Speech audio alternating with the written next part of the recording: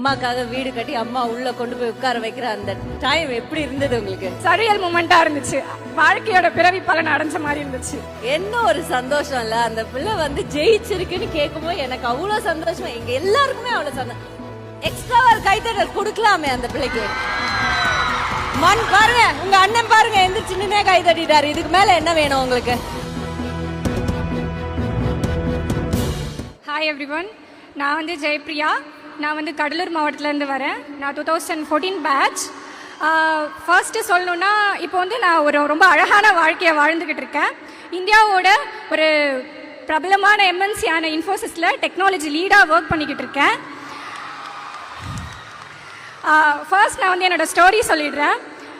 80s வர movies மாதிரி தான். எங்கள் ஊருக்கு வந்து மேப்பில் பார்த்தா கூட ரொம்ப சின்ன ஊர். ஆனால் அந்த ஊர் பேர் வந்து அகரம்.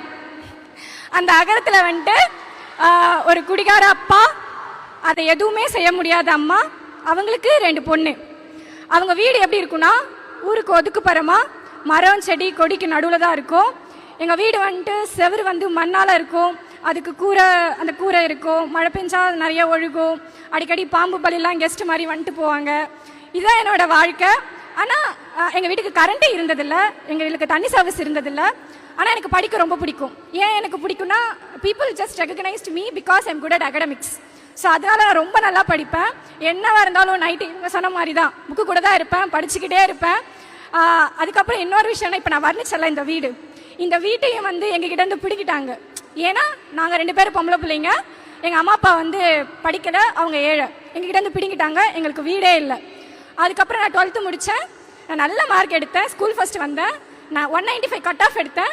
ஆனால் எனக்கு என்ன பண்ணுறதுன்னு தெரியல. இந்த ஸ்டேஜில் தான் நான் இருந்தேன். அப்போ வந்து என்னோடய லைஃபே வந்து ஒரு அப்சைட் டவுனாக மாறிச்சு, இன் அ குட் வே. அதுக்கு 2 விஷயந்தான். ஒரு ஃபேக்டர் வந்து கல்வி, இன்னொன்று வந்து ஒரு அழகான ஆக்சிடெண்ட் தான் எனக்கு அகரம். எனக்கு அகரம் பற்றி யாரும் வந்து சொன்னதெல்லாம் இல்லை. எங்கள் ஹெட்மிஸ்டர்ஸ் வந்து எனக்கு அந்த 10 நம்பர்ஸ் மட்டும் கொடுத்தாங்க. நீ போ, இதுக்கு டயல் பண்ணு, you will get what you deserve அப்படின்னு தான் சொன்னாங்க. நான் அதை வந்து 2014 மார்ச்சில் டயல் பண்ணேன். என்னோடய வாழ்க்கை அதுக்கப்புறம் ரொம்ப அழகாகிடுச்சு. சார், சாய்ராமில் தான் சார் நான் படித்தேன், சாய்ராம் அலுமினி.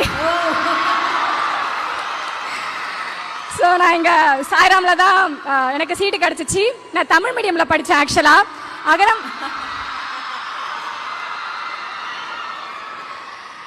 தமிழ் மீடியமில் படித்தேன். அகரம் எப்படின்னா, உங்களை காலேஜ் சேர்த்து விட்டுட்டோட நிறுத்த மாட்டாங்க. அதுக்கப்புறம் நமக்கு என்ன தேவைன்றதுல அவங்க ரொம்ப குறிக்கோளாக இருப்பாங்க.